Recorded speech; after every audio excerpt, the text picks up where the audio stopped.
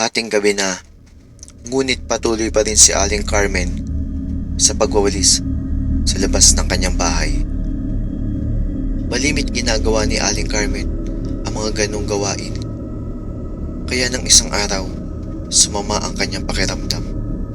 Sumakit ang kanyang ulo at halos hindi siya makatayo. Nabahala ang kanyang pamilya. Kaya't dahil malayo sila sa syudad, ay isang manggagamot ang kanilang pinuntahan. Ang matandang manggagamot na kanilang pinuntahan ay isang ermitanyo. At inusisa nito kung ano ang nangyari sa kanya. At dahil doon, nabigla ang ermitanyong manggagamot nang sumilip siya sa bintana. Kaagad nagpakita sa kanya ang isang nilalang ng bantay sa kanilang kagubatan.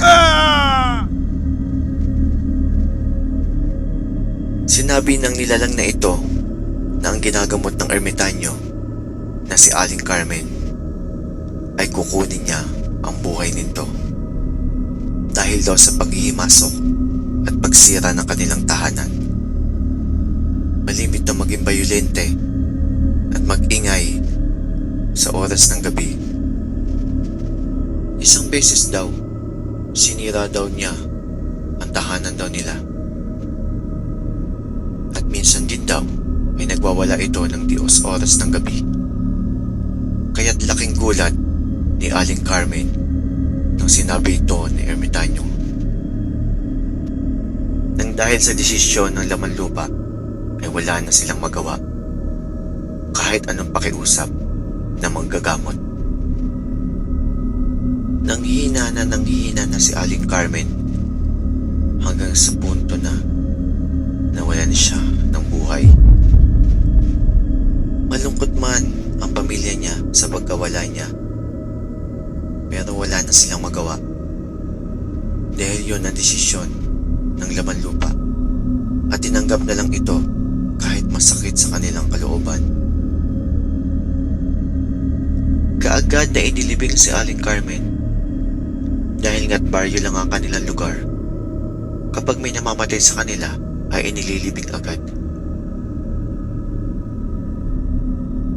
Masakit man sa pamilya niya ang pagkawala ni Aling Carmen, ngunit wala na silang magawa.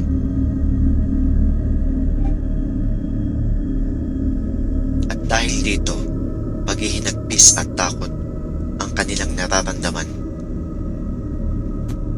Sa isang banda, nagpakita ang nilalang sa ermitanyo at sinabi nito na ibibigay niya ang buhay pabalik kay Aling Carmen.